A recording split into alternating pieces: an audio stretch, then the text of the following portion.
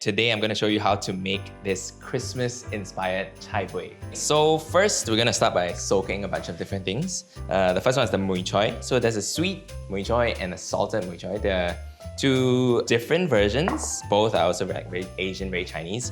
And I'm going to use a mixture of the two. Usually I find like the salted one especially is way too salty to put straight into a dish. So soaking it allows some of the salt and seasonings to draw out a bit. It makes it easier to work with, a bit softer during the cook. Okay, so I'm just going to leave this aside, make sure they are submerged. You can leave it for 10 to 15 minutes. Longer is fine, you can just do other things. Next things we need to soak: dried red chillies and also mushrooms. These are shiitake mushrooms, also very Chinese. Again, it's to help soften these ingredients so they cook more easily. Next, we will prep the alliums, which will form the base of our dish. So we have the garlic and the onion. Just peeling off the skin.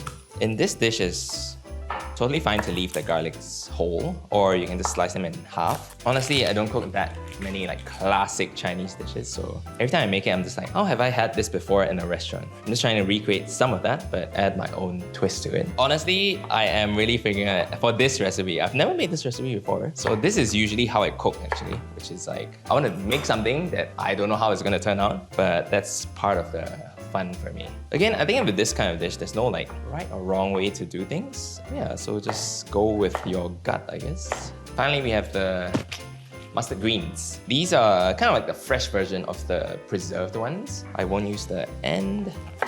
From the base, the stemmy parts, you can cut it smaller. Once it gets up to the leaves, you can get increasingly bigger because it will just wilt in the pan. And these should be sufficiently soaked. I'll dump the water. You wanna wring them dry. For this one, I'll just cut it into smaller pieces. So you can just mix it together. Okay, so we have all the ingredients prepped. The only extra thing is Assam keping. Okay, I'm gonna start by sautéing some of the garlic and onions. A bit of oil. Just let it soften for 5 minutes. Okay, then when it's looking a bit translucent, just add the mushrooms and chilies in. At this point, I'll add a bit of water so to help it cook a bit more evenly.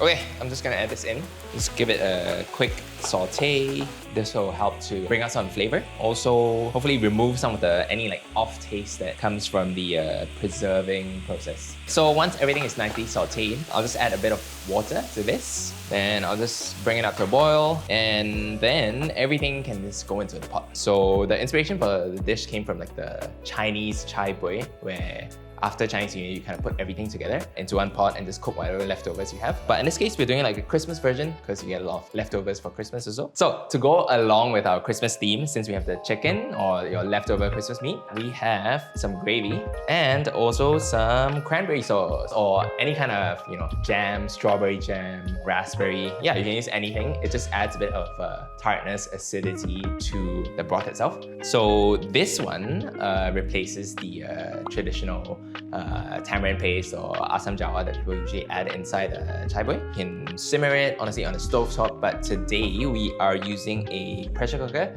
just to speed up the process. So this was all in a pan, you can just go in. We'll throw the carrots in as well, and the chicken. And we also have our fresh mustard greens, the Assam keping as well. Everything so far has been pretty normal, but the only thing that I'm a bit sus about is the gravy and the cranberry sauce. And then we'll add some sugar as well. Just a touch of salt. Dark soy sauce, just to bring some color. And some white pepper. And we're just gonna cover this whole thing with water. Mix it a bit, especially because with the fresh mustard greens, it takes up a lot of space in the beginning. Honestly, it smells more Christmassy than chai buey. It's actually my first time making this, but honestly, that's what I like about cooking. And it's an experiment every time I cook. I'm sure it's gonna taste good, but it's just a matter of how good. Okay, I'm just gonna put this all into this pressure cooker. So we're just gonna vent it. Oh, it smells correct. It smells like a chai buey. Oh my god, it smells really good. Okay, let's serve. Let's give it a taste. Again, I have to preface, I've never made this before. It's my first time making it. Well, you guys made it with me. So, let's taste. Okay, I'm gonna have some of the broth. It's pretty good. It tastes like a chai buey actually, but a bit sweeter. Maybe because of the cranberry sauce. I'm gonna taste the chicken. Oh, it's more like a chai buey than I thought. I think I only sense like a slight sweetness from the cranberry sauce. But yeah, this really works. Yeah, I think it's really good with rice. It's like, okay, maybe it's very cliche to say it's comforting, right? It's like tangy, there's a good acidity to it. There's like the savouriness from the preserved veggies. The broth is like really complex from all these different elements that goes in it. It takes on all these flavors and turns them into something so much more. So this is my Christmas inspired chai buey. So give it a try and let me know what you made different about it, you know, add your own spice to it and leave some notes in the comments. So if you want me to come back and do more Chinese or Asian style dishes with an interesting twist, let me know. See ya!